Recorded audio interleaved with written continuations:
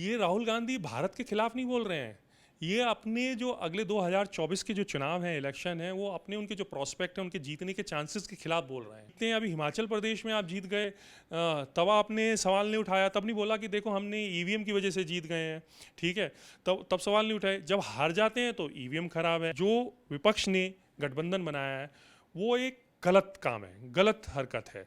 उनको ऐसा नहीं करना चाहिए था। भारत हमारी पहली पहचान है, क्योंकि इंडिया शब्द तो बहुत ही नया है, जो कि 1930s में अंग्रेज़ों का द्वारा लाया गया है कॉन्स्टिट्यूएंट असेंबली से, और जो लाया गया है। ये नैरेटिव्स 2018 में भी किए थे कि चौकीदार चोर है, चौकीदार चोर है, राफेल में ये हो गया वो हो गया, लेकिन कोई भी पब्लिक उनके झांसे में आई नहीं थी और ना ही आगे आने वाली है। उनको कुछ और करना पड़ेगा। लालू प्रसाद यादव का वीडियो वायरल हो रहा है जब वो कह रहे हैं कि मैं जो है भारत में रहता हूँ और दिल्ली वाले इंडिया में रहते हैं। G20 की अध्यक्षता भारत कर रहा है। फिलहाल भारत मंडपम में G20 की जो 20 देशों के जो राष्ट्राध्यक्ष आए उनका स्वागत करते हुए प्रधानमंत्री नरेंद्र मोदी ने कई बड़ी बातें कही। लेकिन इसमें जो सबसे खास बात थी वो ये था कि जो विपक्ष है सवाल उठाने लगे कि इंडिया को हटाकर भारत क्यों लिखा गया। राजनीति गर्मा गई और G20 में जो मेहमान, जो विदेशी मेहमान थे, एक तरफ जो मीटिंग चली और उसके ऊपर काफी ज्यादा चर्चा भी हो रही है, लेकिन दूसरी तरफ सवाल उस भारत पे आ गया जो इंडिया को हटाकर कहीं ना कहीं लिखा गया है। अब सवाल इसलिए भी जरूरी है क्योंकि लगातार ये सवाल उठाए जा रहे हैं कि भारत क्या नाम बदल दिया जाएगा, क्या ऑफिशियली ऐसा कुछ हो जाएगा। हालांकि अभी तक किसी तरीके का आधिकारिक तौर पर पुष्टि नहीं की गई है। ऐसे में हमारे साथ बातचीत करने के लिए भारतीय सेना में कार्यरत रहे सचिन चौधरी हमारे साथ हैं। उनका बहुत बहुत स्वागत है। और सवाल है, क्योंकि आपका अगर मैं टी शर्ट देखूं, हाउस द जोश, जिस तरीके से विदेशी मेहमानों का स्वागत हुआ और जो बैठक हुई, सबसे पहले तो हाउस द जोश सर। सबसे पहले तो सभी को मेरा नमस्कार। Thank you so much for choosing me to speak over the subject. और जैसा कि बोलते हैं, जोश इज़ वेरी वेरी हाई। और जब आप देखते हैं कि भारत जिस मंच पे सबको लीड कर रहा है और सब काइंड ऑफ नतमस्तक हैं, मतलब जिस तरह से मैं देख रहा हूँ कुछ वीडियो जो कॉन्फ्रेंस हो रही हैं, कैसे भारत के प्रधानमंत्री और पूरा भारत, मैं सिर्फ प्रधानमंत्री नहीं बोलूँगा बल्कि भारत बोलूँगा, क्योंकि उन्होंने वो तो लीड कर रहे हैं, लेकिन उनके साथ जो उनकी टीम है, उन्होंने जो एक बहुत ही बढ़िया, बहुत ही फैंटास्टिक जो वर्क किया है, जो कि इतना अच्छा कार्य किया है जिसमें हम लीड कर रहे हैं। और ऐसा G20 का समिट मुझे नहीं लगता कि जब से शुरुआत हुई है G20 की, पहले आज देश कम हुआ करते थे, दूसरे नामों से जाना जाता था, तो मुझे नहीं लगता कि ऐसा जो आयोजन है इससे पहले कभी हुआ हो। और एक चीज़ और बताएं, मैं आपको बताता हूँ कि इससे पहले कभी भी सभी देशों ने जो भी पार्टिसिपेंट कंट्री हैं और जो भी मेंबर हैं, उन्होंने रेजोल्यूशन पर सब ने एग्री नहीं किया। ये पहली बार है कि सब ने पास कर दिया जो भी हमारे रेजोल्यूशन थे। आप पिछले कभी रेजोल्यूशन पे, तो जब ये देखते हैं कि हम लीड कर रहे हैं, हमारा देश आगे बढ़ रहा है, तो जोश इज़ वेरी वेरी हाई।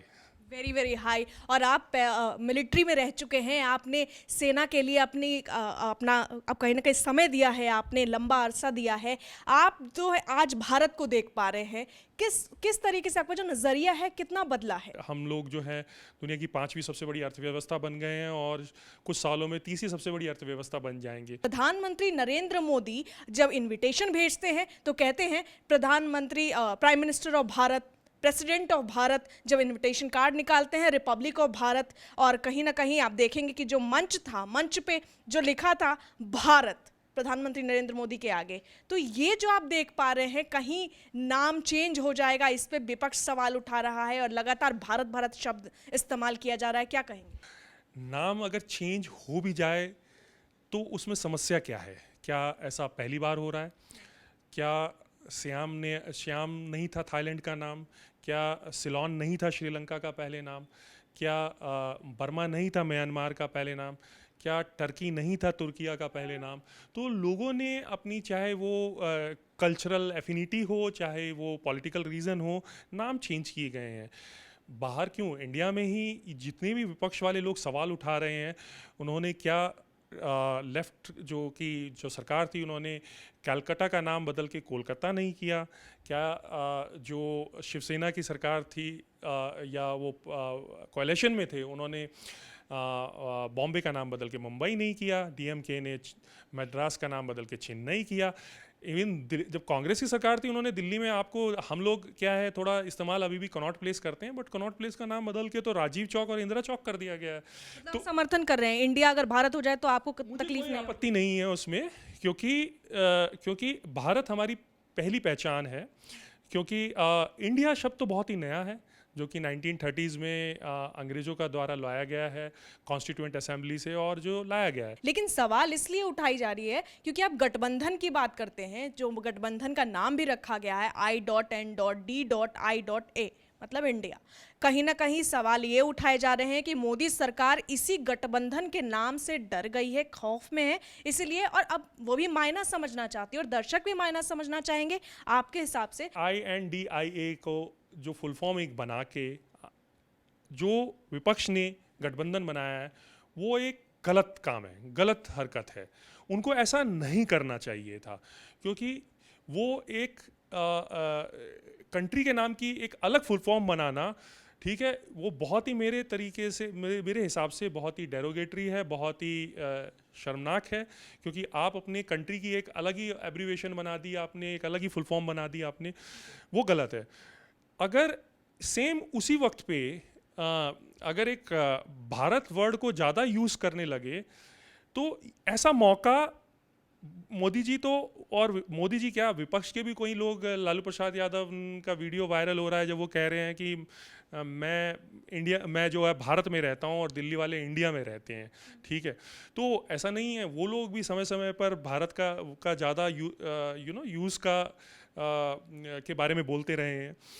तो ये जो मौका दिया है, ये प्लान में तो बहुत पहले से ही था कि हम भारत वर्ड ज़्यादा इस्तेमाल करेंगे, भारत का एज ए कंट्री का नाम। लेकिन वो जो प्लेटफॉर्म है, वो प्लेटर पे, जिसे बोलते हैं ना, प्लेटर पे थाली में सजाकर वो विपक्ष ने दे दिया है, मौका दे दिया है। तो ये तो राजनीति है। मैं तो इसको एनडीए का या प्रधानमंत्री का मास्टर स्ट्रोक खोलूँगा। मास्टर स्ट्रोक कह रहे हैं। तो राहुल गांधी जो होते हैं, है ना, वो जब भी भारत में कुछ होता है, कुछ इस तरह का इवेंट या कुछ इस तरह का प्रोग्राम, ग्लोबल इवेंट होता है या कोई आता है, तो राहुल गांधी की यात्रा तभी होती है। आप अधिकतर आप देख लीजिएगा, ये राहुल गांधी भारत के खिलाफ नहीं बोल रहे हैं, ये अपने जो अगले 2024 के जो चुनाव हैं, इलेक्शन है, वो अपने उनके जो प्रोस्पेक्ट है, उनके जीतने के चांसेस के खिलाफ बोल रहे हैं। नहीं, लेकिन वो मोदी सरकार के खिलाफ बोल रहे हैं। वो कह रहे हैं हमें तो भारत से प्यार है, भारत तो हमारा देश है, हम तो भारत के लिए जीते हैं, भारत को बचाने के लिए तो मोदी सरकार को हटाना चाहते हैं। देखिए, पब्लिक जो है ना, पब्लिक बहुत समझदार है। लोगों को दिख रहा है कि कौन क्या कर रहा है, कौन नेगेटिव है और कौन पॉजिटिव है, कौन काम कर रहा है और कौन सिर्फ स्टेटमेंट्स दे रहा है। तो ये सब कहना कि ये सब अधिकार कर लिया है, अगर सब पे, अगर सारे संस्थानों पर केंद्रीय सरकार का, मोदी गवर्नमेंट का अधिकार होता, तो राहुल गांधी को जो डिसीज़न हुआ है, उनका 2 साल की जो सज़ा हुई है, उस पर स्टे नहीं लगता। तो इसका मतलब ये है कि जो संस्थान हैं वो अपना काम करते हैं। लेकिन मैं आपको रोकूंगी, हाल ही में उन्होंने यही बोला बेल्जियम में कि भारत में देश जो है फिलहाल चारों तरफ से लोकतांत्रिक तरीके से वहाँ निशाना बनाया जा रहा है देश के ऊपर। देखिए, मैं वही कहना चाहूँगा कि जब चीज़ें आपके हिसाब से चलती हैं, ठीक है, तो ठीक है। अगर आपके हिसाब से नहीं चलें तो वो गलत है, ठीक है। तो उन्होंने सुप्रीम कोर्ट पे भी सवाल उठा दिए थे। अभी जब राहुल गांधी को स्टे मिल गया, तो ट्वीट आया कि, और उनके जितने भी सपोर्टर हैं इस तरह की पार्टीज़ वालों का, कि देखिए सुप्रीम कोर्ट अकेली संस्था है जो अभी न्यूट्रल है। इसी तरीके से ईवीएम पे सवाल उठा देते हैं, ठीक है। जब आप जहाँ जीतते हैं, अभी हिमाचल प्रदेश में आप जीत गए, तब आपने सवाल नहीं उठाया, तब नहीं बोला कि देखो हमने ईवीएम की वजह से जीत गए हैं, ठीक है, तब सवाल नहीं उठाए। जब हार जाते हैं तो ईवीएम खराब है, ठीक है। तो ईवीएम लाने वाले भी वही थे, तो मेरा ये कहना है कि ये जो नैरेटिव्स है ये क्रिएट किया जाता है, लेकिन पब्लिक इतनी समझदार है कि नैरेटिव्स में फंसती नहीं है। ठीक है, उनको कुछ और करना पड़ेगा। ये नैरेटिव्स 2018 में भी किए थे कि चौकीदार चोर है, राफेल में ये हो गया वो हो गया, लेकिन कोई भी पब्लिक उनके झांसे में आई नहीं थी और ना ही आगे आने वाली है। उनको कुछ और करना पड़ेगा।